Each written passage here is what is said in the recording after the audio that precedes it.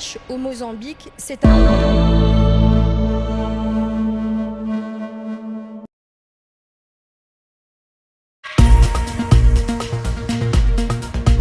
Bonsoir à tous, merci de nous accueillir chez vous. Voici les titres de ce mardi soir. Ils sont de retour, les hommes du raid, une douzaine de policiers déployés pour mettre fin à l'escalade de la violence qui frappe notre territoire depuis plusieurs jours. Quelles sont leurs méthodes? Qu'ont-ils fait lors de leur dernière venue? Réponse dans un court instant. Et pendant ce temps-là, une partie des chauffeurs de bus en droit de retrait a repris le travail aujourd'hui pour assurer leur sécurité et celle des élèves. Le président du conseil départemental propose une police des transports. Le sujet a été abordé lors de la séance plénière de ce jour. Et c'est le grand jour. La France lance son mondial ce soir face à l'Australie. Les fan zones s'annoncent bondées. À Mayotte, il y en aura une dans la commune chef-lieu. On fera aussi le point sur cette troisième journée de Coupe du Monde avec notre passionné de football Darwesh Daou dans sa rubrique L'œil de Dédé. L'arrivée du raid réussira-t-elle à calmer les délinquants? Pas aujourd'hui en tout cas. Des violences sont éclatées depuis quelques heures dans les hauteurs du quartier des Hauts-Vallons. Les hommes de l'unité d'élite de la police nationale sont pourtant arrivés cet après-midi. Leur deuxième venue en une année. Comment vont-ils s'y prendre? Qu'ont-ils fait en mars dernier? Pour en savoir plus, Chafanti, Ali Bako et Hassadi Rassafit Seheno ont tenté de les approcher. C'est ici, au Caribou, dans la commune de Mamoudzou, que l'unité d'élite du raid de la Réunion devrait loger durant sa mission. Nous ignorons encore pour combien de temps. Toutefois, une réunion de briefing devrait avoir lieu ce mardi soir ou demain, mercredi au plus tard. Le raid en mars dernier était accompagné sur le terrain par 2 policiers expérimentés de la BAC. La méthode de travail devrait s'y rapprocher. Une opération principale s'était déroulée à Tsunzu et Vaïbé, dans des zones hostiles aux forces de l'ordre. Elle avait permis l'interpellation de plusieurs individus dangereux que la police seule peinait à appréhender.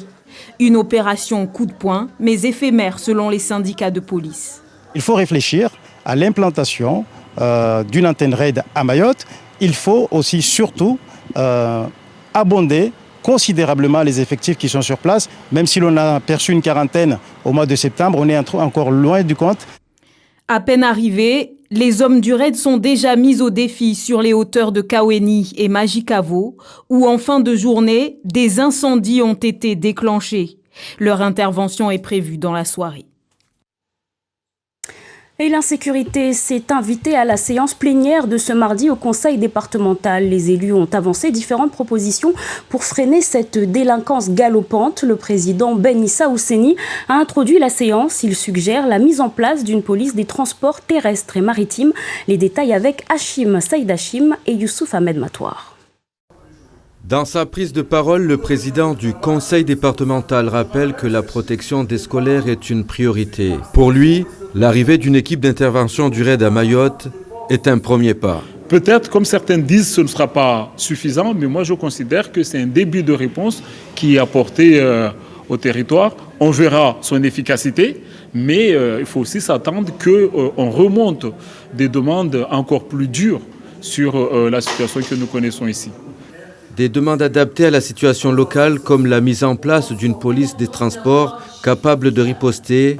Il fait référence au réseau de transport francilien. Nous demandons ce qu'il y ait des dispositions spéciales Mayotte pour mettre ça en place. Et on espère que, au plus tard, au cours de l'année 2023, cette police de transport déjà puisse être créée, puis peut-être équipée au fur et à mesure, mais au moins que ça soit créé rapidement. De son côté, le conseil départemental de l'opposition a ses propositions. L'arrivée du raid, c'est une bonne chose, mais c'est une réponse immédiate à très court terme. Nous savons très bien que les faits et annonces qui ont été faits dans les médias par les services de la préfecture feront en sorte que les jeunes qui commettent ces actes vont se calmer pendant une dizaine de jours. J'ai envie de croire que les agents de la BAC sur notre territoire sont aussi formés sur des dispositifs similaires et puis autoriser les agents sur le territoire à appliquer les mêmes actes, la même réglementation et les mêmes faits sur ces bandits-là. À Mayotte, selon le département, la surpopulation serait par ricochet liée aux faits de violence. Aujourd'hui, dans une motion, le département demande à l'État un recensement du nombre d'habitants réels dès 2023. Au congrès des maires des territoires ultramarins, impossible également de passer à côté de la violence qui gangrène notre territoire. Ce lundi, les élus des territoires d'outre-mer se sont rencontrés en région parisienne pour échanger sur la sécurité et le logement dans les outre-mer. Nos élus ont profité de l'occasion pour réclamer encore des actions fermes de la part de l'État. Siti Daroussi, Agathe Tournou et Hugon Larido. Le constat est le même partout. Les violences, sous toutes ses formes, explosent et gangrènent les territoires ultramarins. À Mayotte, les derniers événements qualifiés de terreur, d'actes de barbarie par les élus ont plus qu'ému l'Assemblée. Au-delà du constat, du renforcement des effectifs ou de l'envoi du raid, les élus mahorais veulent des actes. Nous voulons aussi quand même qu'on change de mode de fonctionnement de la gendarmerie et la police, c'est-à-dire notamment l'utilisation de ces grenades. Moi je crois que cette utilisation de grenades est dépassée. Donc on doit passer à une autre formule de munitions que celle des grenades. La prévention, l'angélisme, les plans bisounours, ça ne marche plus. Là, on est vraiment face à des barbares en culottes courtes. Et il faut réfléchir à des réformes vraiment profondes qui donnent plus de latitude à nos policiers et nos gendarmes, parce qu'il y a un cadre légal qui les contraint.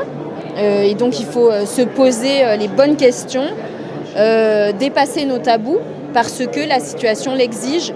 À Mayotte, mais on le voit aujourd'hui aussi aux Antilles et en Guyane. La sécurité est la première des libertés. Or, pour les maires de la Guyane, leur territoire fait face à l'augmentation du phénomène des narcotrafiquants et des homicides. Ils se disent démunis face à la situation. Nous avons une délinquance sud-américaine avec une réponse européenne. Donc l'urgence vraiment d'adapter les normes, les lois, pour répondre et vraiment pour juguler ce phénomène, ce qui n'est pas vraiment un phénomène, mais qui est une réalité, cette réalité criminelle. Face à l'urgence des situations, les élus exigent de l'unité, mais pas d'uniformité dans les propositions de l'État. Des élus ultramarins qui ont tous déploré l'absence de la justice lors de cette table ronde consacrée à la sécurité. Et l'insécurité intervient alors que la société mahoraise est en pleine mutation ces dernières décennies. Il y a eu beaucoup de bouleversements, aussi bien sur le plan politique, démographique, que dans la manière de construire ou de consommer. Pour faire prendre conscience de ces enjeux, le centre universitaire de Dembéni a organisé il y a quelques jours un séminaire autour de la diversité culturelle et de la mondialisation. Et vous, qu'en pensez-vous? Ismaël Mohamed Ali, Bibi Mariam Malidi et Géraldine Louis vous ont tendu le micro. La société mahoraise est en pleine mutation. À la question « ces changements soudains sont-ils une bonne chose ?», il y a les sceptiques. Non, je pense pas, non. Il n'y a pas de repères, il n'y a pas d'éducation. En fait, on n'a pas d'éducation aujourd'hui. Et les optimistes. La diversité à Mayotte est une bonne chose. Du fait que plusieurs cultures, plusieurs histoires, plusieurs origines et traditions se rencontrent. Il ne faut pas avoir peur car de toute façon, on ne peut pas empêcher les personnes de découvrir notre culture. Mayotte et ses habitants sont la parfaite définition de la différence culturelle, à savoir une diversité d'origine géographique, de couleur de peau, de croyances ou de langue. Ce brassage de populations, de gens, de traditions qui forment de nouvelles traditions, je trouve ça c'est extraordinaire. Société swahili, majoritairement musulmane, cette île dont le peuplement remonte au moins au 8e siècle après Jésus-Christ abrite des populations venues en grande partie d'Afrique de l'Est, d'Asie du Sud-Est, d'Arabie du Sud, d'Inde et depuis la fin du 19e siècle d'Europe. Des valeurs qu'on va qualifier des fois un peu plus traditionnelles, qui étaient liées à la façon de fonctionner à Mayotte, on va dire, avant la départementalisation ou la trajectoire qui inscrit Mayotte dans la France. Et aujourd'hui, on va dire d'autres valeurs et un autre modèle qui arrive et qui se mélange avec le modèle qui existait déjà là. Donc on a en fait un mélange, un syncrétisme qui se fait à Mayotte qui est aussi intéressant. La langue mahoraise, c'est une de nos valeurs qui forge notre identité. Donc moi je pense qu'on ne peut pas délaisser la langue mahoraise au détriment de la langue française. La départementalisation de l'île a drainé dans son sillage de nouvelles habitudes, de nouvelles pratiques et populations. Même si on n'est pas d'accord, on se parle, on explique les points de vue. On ne tue pas l'histoire, on valorise l'histoire et on ne fait pas de l'avenir ou une catastrophe ou un paradis. La question de la diversité et de l'identité culturelle de Mayotte a toujours été au cœur des débats. Avec la mondialisation, ce n'est pas près de changer. Tout Tout autre sujet à présent, ce n'est plus qu'une question de jours avant de déguster les premiers litchis tant attendus. À La Réunion, là où les producteurs sont moins exposés au vol, aux maquis et aux roussettes, contrairement à chez nous, la cueillette va bon train, notamment dans les Hauts de Saint-Louis où les producteurs récoltent en ce moment pour l'exportation. Loïs Mussard et Daniel Bénard. Ce jeudi n'est pas un jour comme les autres pour les Roger père et fils. Sur le verger de litchi de 2 hectares situé dans les Hauts de Saint-Louis, c'est jour de cueillette. Celle qui marque le début de la saison pour Dimitri. On a eu un très bel hiver, très prononcé, avec une sécheresse en même temps que l'hiver. C'est vrai que la sécheresse a été très longue. Nous, heureusement, on est ici sur une parcelle qui est irriguée. Donc on a pu combler le manque d'eau. Et on est actuellement au tout début de la récolte. Et on espère avoir une belle récolte sur toute la saison. Ici se dressent 230 arbustes. Tous affichent un mélange de vert et de rouge. Le rouge du fruit emblématique de notre île arrivé à maturité. Didier, le patriarche, savoure. C'est un soulagement, c'est un plaisir. La saison commence, donc on est parti pour 2 mois de campagne jusqu'en janvier. On a des parcelles dans les bas qui donnent plus tôt. Et puis nous allons monter dans les hauts après pour finir fin décembre et début janvier. Sur cette parcelle, pas de vente à la criée. Les 25 tonnes de litchi attendues sont exclusivement destinées à l'exportation. L'avantage de l'export, c'est être sûr que sa production sera écoulée. C'est se soucier de la production et pas de l'écoulement. Nous, on se concentre uniquement sur la production, l'emballage. Et la coopérative gère tout ce qui est la logistique pour les marchés européens. Ces premiers litchis s'envolent dès ce soir, destination Rungis, pour ensuite aller ensoleiller les rayons des fruits et légumes des grandes surfaces et autres boutiques de l'Hexagone. France-Australie, c'est à suivre ce soir à partir de 22h, heure de chez nous sur Mayotte la première. Une rencontre très attendue par les supporters français et à Mayotte aussi, les amoureux du ballon rond ne manqueraient pour rien au monde l'entrée en lice des Bleus dans ce mondial. Dans la commune chef-lieu, le club de foot Espoir de Mtsapéré vous propose d'apprécier ce moment derrière le stade de Baobab. Ismaël, Mohamed Ali et Fahar Housseni ont assisté aux préparatifs de cette fan zone. Regardez.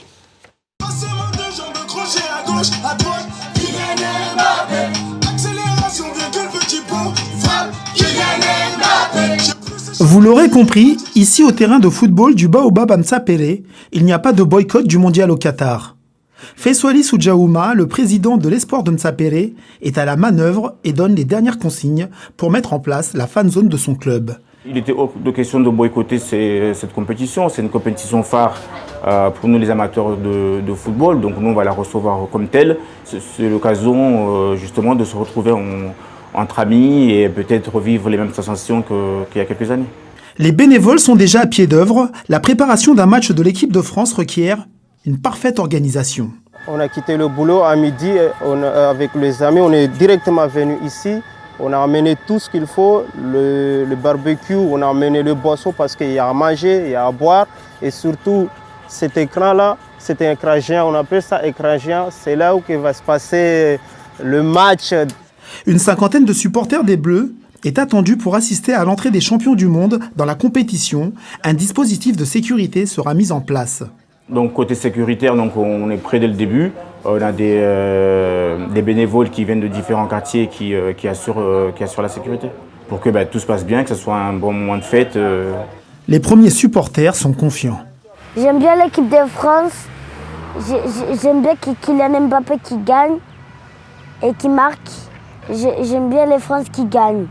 Cette fan zone de Baobab à Mtsapéré accueillera durant 1 mois les amateurs de ballon rond et vibrera surtout pour l'équipe de France de football.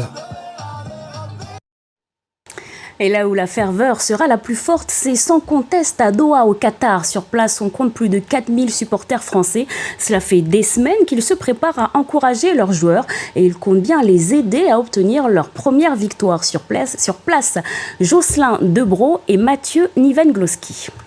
Allez les Bleus, allez les Bleus. Seuls allez les Bleus. Ou par petits groupes, cela fait des mois qu'ils se préparent. Qu'ils révisent leurs chants enfiévrés entre 2 dictées. Alors ce matin, les élèves du lycée français de Doha sont prêts à encourager leurs joueurs préférés. Griezmann, Théo Hernandez, Kylian Mbappé, Hugo Lloris. Tous ces joueurs français ont récemment dédicacé un maillot affiché dans les couloirs de l'établissement. Une fierté pour ces petits expatriés pour qui l'interminable attente touche à sa fin. Comment t'as fait ? Depuis 10 ans, on attend ça. Depuis 10 ans, on attend ça, mais tu as quel âge ? 8 ans. Mais moi, je suis née ici, mais... T'as hâte que ça commence ? Ouais. Quand j'ai su qu'il y allait avoir la Coupe du Monde au Qatar, j'étais super excitée. Pas de doute, c'est la France qui a gagné. Tranquille. Ouais. Pendant que les écoliers français du Qatar entament la Marseillaise, ces supporters venus de l'Hexagone débutent un match amical improvisé. Lassés d'attendre le coup d'envoi de France-Australie, ils défient pieds nus ce groupe de Gallois qui ouvre le score. La pression est maximale sur l'homme à la marinière. Un pénalty généreux vient d'être accordé aux Bleus. Score final 1 partout, l'essentiel est sauvé. Le plaisir partagé. C'est ça qui est beau, c'est magnifique, l'esprit Coupe du Monde avec 32 pays ici au Qatar. On y croit parce qu'on est français, mais allez les Bleus, il va falloir vraiment se donner les gars. On est champion du monde, donc on a quand même Mbappé, Griezmann, Giroud. Confiant alors ? Confiant. Dernier sourire pour nos champions en herbe avant de partir au stade. Dans quelques heures, les vrais champions du monde tenteront de faire mieux qu'un match nul. Et depuis hier, on vous propose l'œil de Dédé pour décrypter cette Coupe du Monde de football. Bonsoir Darwesh. Bonsoir Anastasia. Alors il y en a eu des surprises aujourd'hui. L'Argentine de Messi a été battue par l'Arabie Saoudite. Alors, c'est un véritable coup de tonnerre qui s'est abattu au stade de Lusail cet après-midi. C'est une énorme sensation. La défaite du Céleste a ouvert la marque dès la 10e minute de jeu sur un penalty transformé par plus de l'histoire de la Coupe du Monde. On verra si les partenaires de Messi parviendront à se rattraper dans le reste de la compétition. Parlons maintenant des Bleus qui affrontent dans quelques heures l'Australie. Les supporters de l'équipe de France, on l'a vu tout à l'heure, mettent déjà l'ambiance. Ils seront tout à l'heure plus de 4000 à pousser les jeunes de Didier Deschamps. Mais attention avec cette équipe australienne. Attention à cette équipe australienne très physique avec des joueurs qui ont promis l'enfer, à Mbappé et ses partenaires. Rappelons que dans l'autre groupe de l'équipe de France, l'équipe de la Tunisie et le Danemark n'ont pu se départager 0-0. Voilà pour ce soir, Anastasia. Merci beaucoup Dédé pour toutes ces précisions. Rendez-vous donc à 22h sur Mayotte la première. Et avant de se quitter, on rappelle la principale information du jour. Les hommes du RAID sont arrivés aujourd'hui à Mayotte. Ils sont une douzaine pour tenter de stopper les violences inouïes de ces derniers jours. Mais depuis cet après-midi, les hauteurs du quartier des Hauts-Vallons s'embrasent. L'unité spéciale doit intervenir sous peu. Et c'est ici que votre édition s'achève. Tout de suite, la météo avec Jenna Testina. L'information reprend demain dès 6h en radio avec Frati Youssouf à la matinale. L'invité du Zakweli de Andir à Coton-d'Avola sera Gilles Albou, le recteur de Mayotte. Aurélien Février vous informera à la mi-journée. À demain, 19h. Excellente soirée sur nos antennes et prenez soin de vous.